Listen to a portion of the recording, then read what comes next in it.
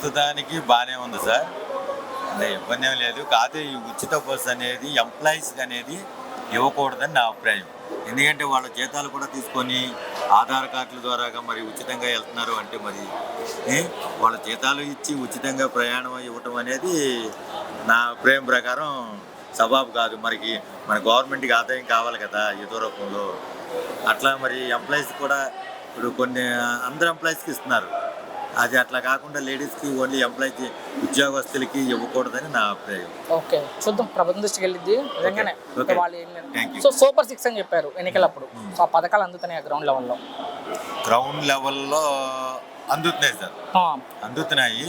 కొంతమందికి అంటే కొంచెం బడా కొంచెం రాజకీయ నాయకులు మధ్యలో ఉండటం, వాళ్ళని బతులాడుకోవటం ఇట్లా జరుగుతుంది. ఓకే, అట్లా కాకుండా నేరుగా వాళ్ళకే చేరేటట్లు ఈ పథకం డైరెక్ట్గా వాళ్ళ విఆర్ఓ ద్వారానో మధ్యలో దళారీలు లేకుండా మధ్యలో ఒక విఆర్ఓ ద్వారానో లేకపోతే పంచాయతీ సెక్రటరీ ద్వారానో డైరెక్ట్గా ఆ క్యాండిడేట్కే ఫోన్ నెంబర్ తీసుకొని వాళ్ళకే చేరిస్తే ఇది చాలా ఇంకా మధ్యలో దళారీ వ్యవస్థ అనేది తగ్గుద్దని. మీ వరకు ఏమన్నా మీ కుటుంబానికి ఏమన్నా అందాయి ఈ ప్రభుత్వం వచ్చే పథకాలు?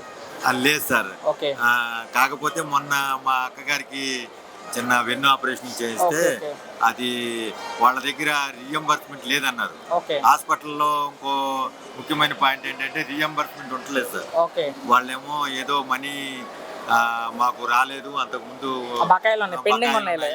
ఆ పెండింగ్ వల్ల మాకు రాలేదు, మేము తీసేసామని చెప్పేసి ఒక హాస్పిటల్ వాళ్ళు ఒక 5 లక్షల దాకా వెన్ను ఆపరేషన్ అయ్యింది. ఆ 5 లక్షలకి నేను 4 లక్షలకి మన ఎమ్మెల్యే గారి ద్వారాగా కొంచెం వాళ్ళకి కైకలూరు కామినేని శ్రీనివాస్ గారి దగ్గరికి వెళ్తే ఆయన సంతకం పెట్టారు సార్. 1 లక్ష రూపాయలు వచ్చింది. అంటే ఏంటంటే మనం 4 లక్షలకి 1 లక్ష రూపాయలు అంటే కొంచెం పేదవాళ్ళకి చాలా ఇంకా కొంచెం ఆరోగ్యశ్రీ పరంగా చేస్తే బాగుంటది. అది కూడా హాస్పిటల్కి ప్రవేశపెట్టమని నా. సూపర్ హిట్ అంటుంది ఏపీ ప్రభుత్వం, దాని మీద సూపర్ 6 సూపర్ హిట్ అవుతుంది సార్. కానీ ఏంటంటే కొన్ని చెప్పారు కదా, కొన్ని దళారీ వ్యవస్థల మధ్యలో ఉండకుండా ఉంటే బాగుంటుంది. ఫైనల్ గా జగన్ మరలా ముఖ్యమంత్రి అవకాశం ఉందా? అది ఇప్పుడే చెప్పలేను సార్. అంటే 1 సంవత్సరంన్నరే కదా అయ్యింది కదా. ఉద్యోగస్తుల డిమాండ్స్ కూడా కొన్ని ఉన్నాయి.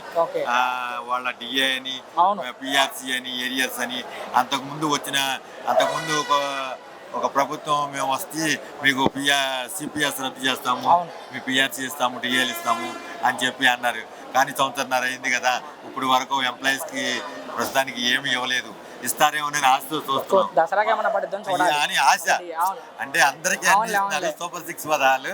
ఒకవేళ ఎంప్లాయీస్ వచ్చేప్పటికి ఎందువల్ల మమ్మల్ని అనేది మాకు అర్థం కాలేదు. ఫైనల్ గా కూటమి ప్రభుత్వం మీద ఒక్క మాటలో చివరిగా అంతా బాగుంది సార్, కానీ ఎంప్లాయీస్ కూడా ఇస్తే బాగుంటుందని నా అభిప్రాయం సార్.